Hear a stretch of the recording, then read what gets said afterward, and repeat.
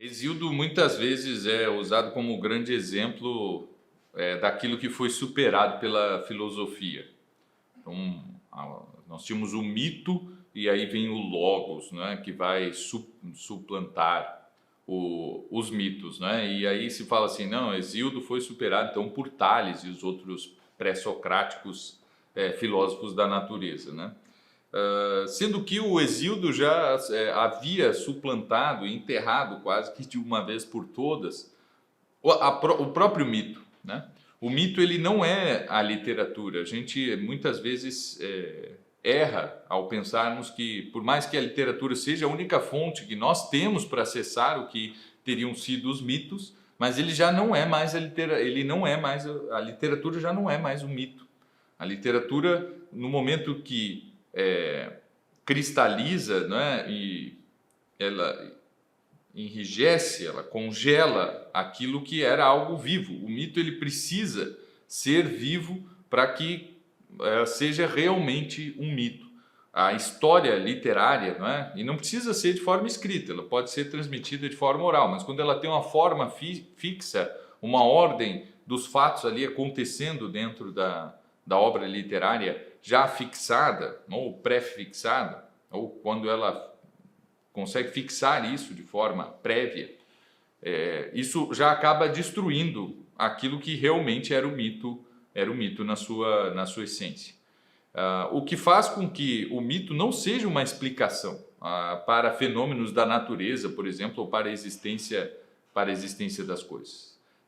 O mito, justamente por ele ser móvel, assim como são as línguas, e ele se desenvolve junto com as línguas, né? As línguas vão mudando aos poucos, conforme eles vão sendo usados, e por isso elas se transformam, né? Em 500 anos uma língua é totalmente outra. E isso acontece com o mito também. Com Hesíodo, o que nós vemos é justamente que ele consegue fixar de uma vez por todas, não só os mitos, assim como alguém que escreve um dicionário, uma gramática e acaba fixando certos padrões da língua, que não é que eles não vão mais ser alterados, mas eles vão demorar mais para serem alterados. Então, se nós vamos pensar assim no que acontece com a língua portuguesa na sua história, não é? Dos primeiros documentos escritos em português, ainda na Idade Média, até o Camões, nós temos um tempo menor do que entre o Camões e a nossa época, certo? Porém, nós temos uma variação linguística muito maior.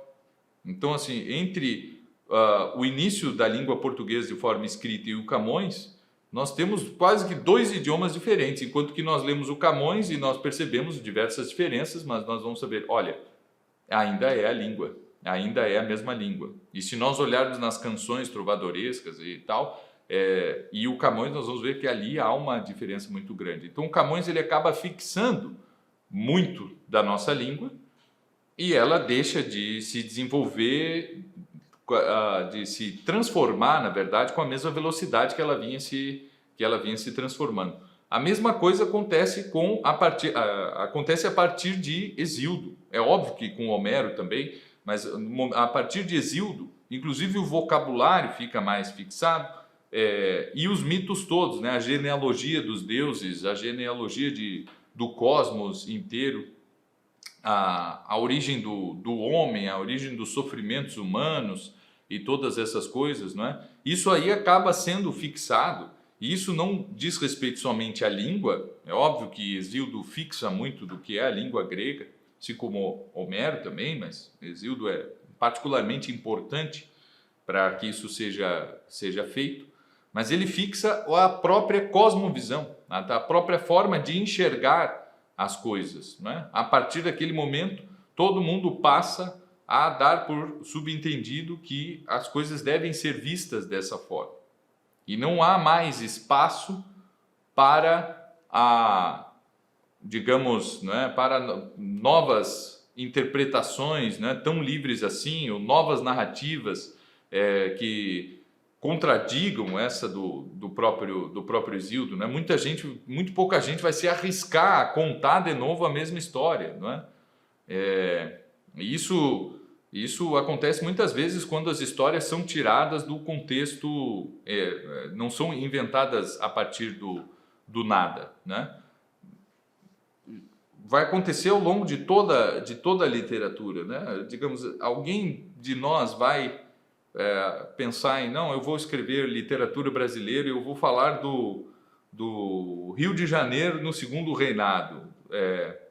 Bom, mas o Machado de Assis já falou, tu vai pegar justamente esse tema para competir com um cara como Machado de Assis, assim, para falar daquela mesma realidade, sendo que ele vivia lá, né? E tu já não vives ali, por mais que vivas no Rio de Janeiro, já não é mais aquela realidade. Não, tu vai pegar outro tema, né? E vai deixar aquilo cristalizado da forma que o Machado de Assis havia deixado, né?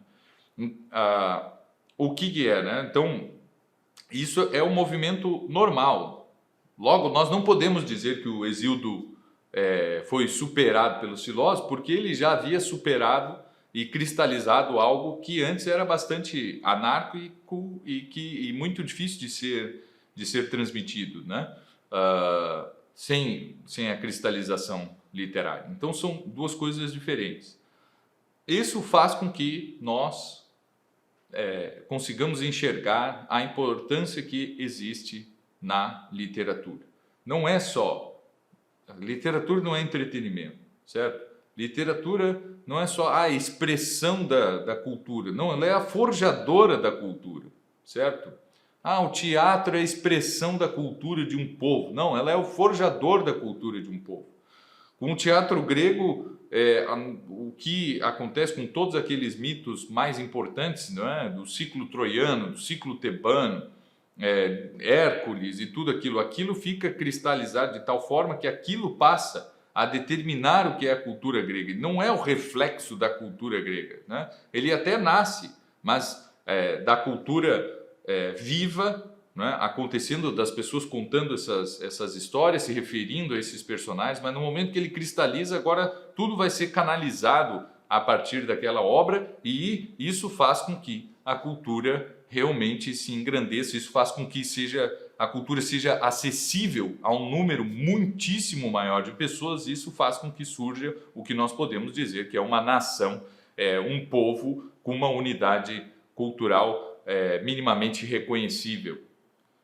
Então, nós, ao estudarmos a história da literatura, ao analisarmos a importância que Hesíodo tem, nós conseguimos enxergar ali justamente isso, não é? Que o escritor, o poeta, uma obra como a Teogonia, como os Trabalhos e os Dias, elas são forjadores da cultura. Inclusive, nós não teríamos nenhuma filosofia, nós não teríamos nenhum desenvolvimento de método científico, do logos, ou qualquer coisa do tipo, né, que gostam de usar em detrimento da literatura, nós não teríamos nada disso em literatura. Tanto é assim que muitos outros povos até tiveram literaturas e cosmovisões bastante semelhantes, né? Hoje,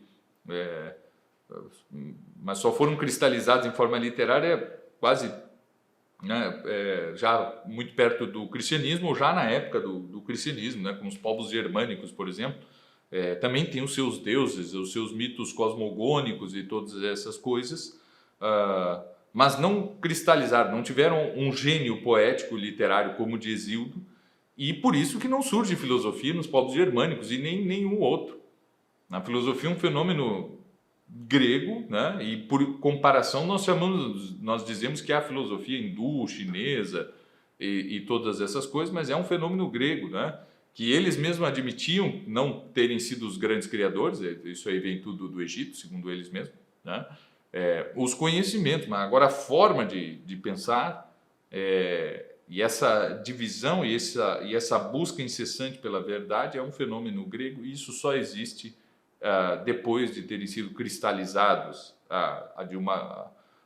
e comunicado entre muitas pessoas uma cosmovisão bastante específica, e isso se deu a partir da literatura. Sem a literatura, sem essa cristalização de narrativas, do vocabulário, da linguagem, nós não temos cultura, nós não temos o desenvolvimento cultural, intelectual, institucional, inclusive, de sociedade alguma. A base de todas essas instituições é justamente a literatura. Sem isso, dá para se dizer que não existe mais nada.